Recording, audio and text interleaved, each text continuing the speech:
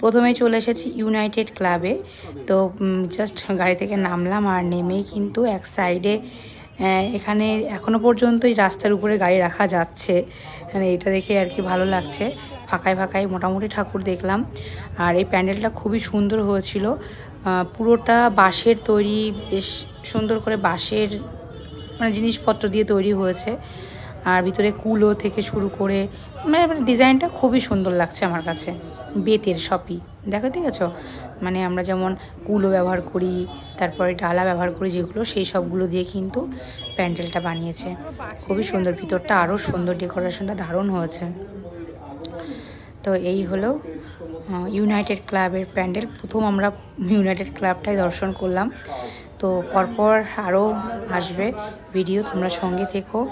আর প্রতিমাটা অসাধারণ হয়েছিল, খুবই সুন্দর, দারুণ দেখতে হয়েছিল।